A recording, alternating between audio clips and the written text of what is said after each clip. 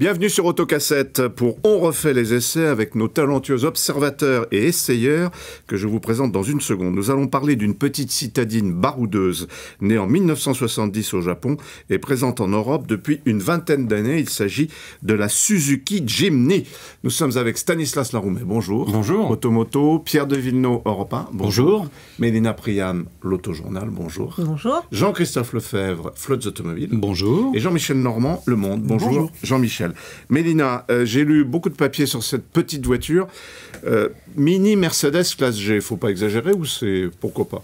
Oui, pourquoi pas? Parce que déjà, de par le look, c'est vrai que c'est carré, ça a une bonne bouille. Effectivement, c'est un vrai 4x4. Ça, c'est, comme on dit, ça grimpe aux arbres.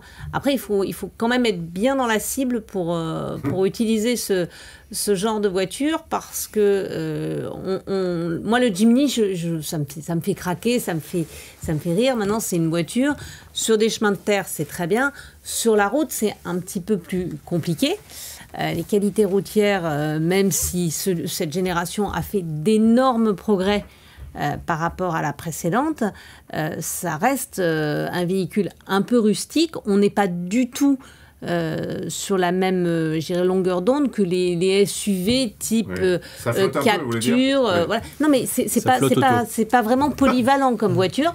Par contre, voilà, pour les chemins de terre, c'est parfait. Ouais. Il faut aussi choisir entre des bagages ou des passagers arrière, parce qu'en fait, ça se voit pas forcément à l'image, mais c'est... quasiment une 2 places, non? C'est quasiment une 2 places, mais il fait 3,65 m. Ah ouais. C'est aussi petit qu'une Panda. Hein. Oui, alors, on oublie quand même de dire qu'il y a une concurrente directe qui s'appelle la Panda 4x4, qui fait exactement la même dimension. Mais bien sûr qu'elle existe encore et qui a même le droit à un nouveau moteur qui vient le concurrencer, qui est le petit 1 litre... Oui, mais elle n'a pas du tout la même personnalité. C'est une voiture qui est sincère, le Jimny. C'est une voiture qui est... La Panda, elle n'est pas sincère.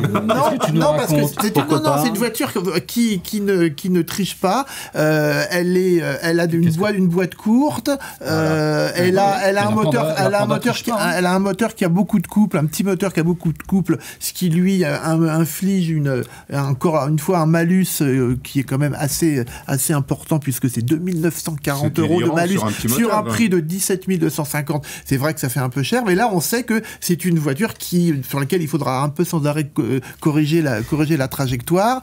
C'est un 4x4 pur et dur comme il n'y en a pratiquement plus, et c'est rafraîchissant. C'est la voiture rêvée, c'est la voiture de maison de campagne. Jean-Michel, qu'est-ce qu'il y a de rafraîchissant? À qui on parle avec cette voiture? À des montagnards. Mais les montagnards, ils vous rionnez avec cette voiture. Personne. Mais les gens... Mais si, qui va acheter... La carte géographique de la vente de cette voiture, c'est essentiellement les régions... Alors, restez avec vos approximations. Pierre. Qui va acheter ça? Les montagnards roulent avec des voitures qui sont 2 roues motrices, sauf à habiter un pic épouvantable, et ils vous le diront les premiers, il suffit d'avoir des pneus neige. La deuxième catégorie, on pourrait dire les gens qui habitent au milieu d'un champ, mais les gens qui habitent au milieu d'un champ, ils achètent français, parce qu'ils ont encore cette mentalité en se disant, j'ai un garage Renault, Peugeot, Citroën à côté de moi, Suzuki, qu'est-ce que c'est que cette affaire? C'est japonais, il n'y aura pas de pièces de rechange, il n'y aura pas... Mais si, bien sûr que si, Jean-Michel. Ça, c'est un Je pense que là, non, mais Pierre se trompe totalement. Pas du tout. Les concessionnaires Suzuki sont à côté de chez Renault, où il y a même parfois les mêmes affaires, en zone montagneuse, parce qu'ils vendent ça à des professionnels.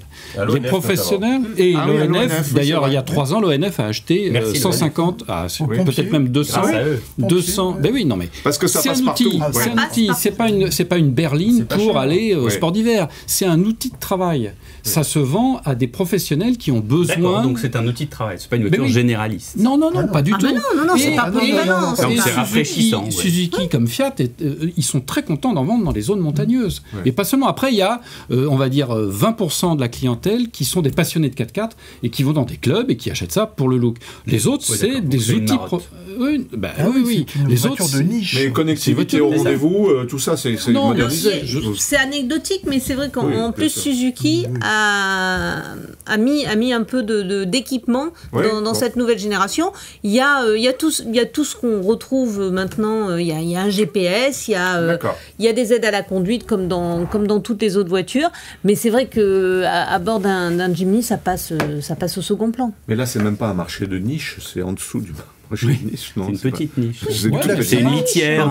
Ça marche, mais c'est comme la Panda, ça marche. Ouais. Enfin, c'est pas la peine de développer des véhicules très chers et qui coûtent des fortunes pour une clientèle de niche. Ouais. Hein, évidemment, avec 2 essieux, un essieu arrière rigide, 2 ponts avec des grosses boules comme ça, des ressorts à l'arrière, c'est pas la peine d'aller chercher. C'est pas une voiture pour frimer en ville, quoi. Là où c'est vraiment pas la peine, que là on va être un peu malheureux en ville.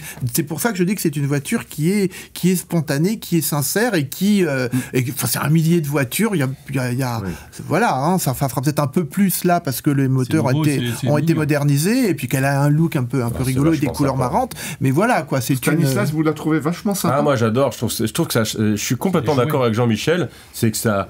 Même, alors c'est pas fait pour circuler en ville, mais on en voit une en ville, on trouve ça surtout en jaune comme ça. Là, c'est vraiment sympa. C'est vraiment sympa. C'est un 4x4 qui est pas du tout. On n'a pas envie de jeter des cailloux sur ce 4x4 comme un Range Rover qui circule sur les Champs-Élysées.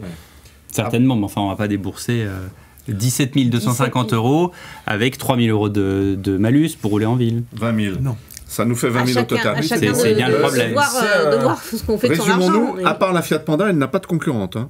Mais même c'est au-dessus d'une Fiat Panda, parce que là, c'est un vrai tout-terrain qui passe partout. Une Fiat Panda, il n'y a pas de réducteur, la boîte courte. Voilà. Ça passe vraiment. Moi, j'ai fait la croisière blanche, je ne sais pas si vous connaissez, à l'époque avec l'ancien.